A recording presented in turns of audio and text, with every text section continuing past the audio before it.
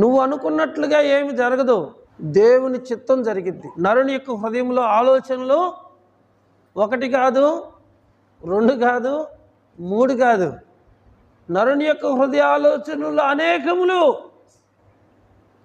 నీకు ఎన్నో రకాలైనటువంటి ఆలోచనలు నీ మనసులో పుడుతూ ఉంటాయి. యెహోవా యొక్క తీర్మానమే స్థిరమైంది. దేవుని యొక్క తీర్మానమే అది స్థిరపరచబడింది. మీరు పాట పాడతారు కదా, ఎన్ని తలిచినా ఏది అడిగినా జరిగేది నీ చిత్తమే. ఆ పాట ఒకసారి పాడదామా?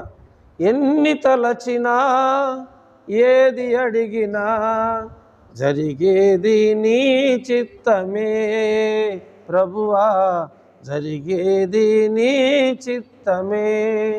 నీ వాక్కుకై వేచియుంటిని, నా ప్రార్థన ఆలకించుమా ప్రభువా, నా ప్రార్థన ఆలకించుమా.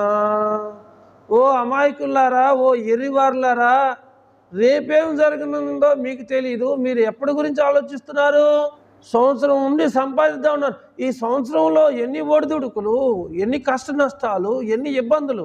2025 ప్రారంభం నుండి ఇప్పటి వరకు నేను ఒక్క ఆదివారమైనా మీ దగ్గరికి రావటం ఆగిపోయినా, ఒక్క ఉపవాస ప్రార్థనకైనా మానుకున్నానా? పోనీ మీరు ఎప్పుడన్నా ప్రార్థన ఉంది అని పిలిస్తే నాకు వేరే ప్రార్థన ఉంది, నేను రేపు వస్తానమ్మా అని ఎప్పుడైనా చెప్పానా? అలాగని నేనేమైనా ఖాళీగా ఉన్నానా?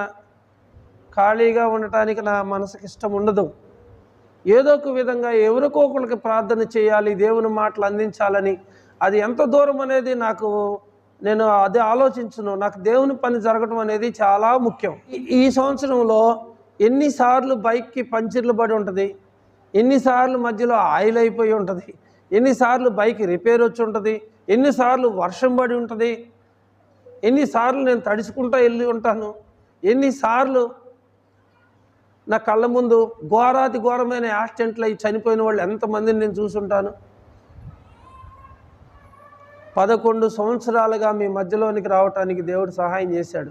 పక్కూరు నుంచి కాదు, దాదాపు ఎంత తక్కువ వేసుకున్నా రాను 80 పోను 80 160 కిలోమీటర్ల జర్నీ, దాదాపు 6 గంటలు ఉండి బండి మీద ఉండి, ఒకవేళ పెట్రోల్కి నాకు దగ్గర డబ్బులు వచ్చే ఓపిక కావాలిగా. కాదు, నేను దేవుని పని చేస్తున్నాను అంతే. ఇక్కడ నిలబడి వాక్యం చేస్తే ఆన్లైన్ ద్వారా వాక్యం వెళ్ళిపోతుంది, మైక్ ద్వారా ఊర్లో జనానికి వాక్యం వెళ్ళిపోతుంది, దేవదూతలు వాక్యం వింటున్నారు, దేవుడు ఆయన పని ఆయన చేసుకుంటూనే పోతున్నాడు.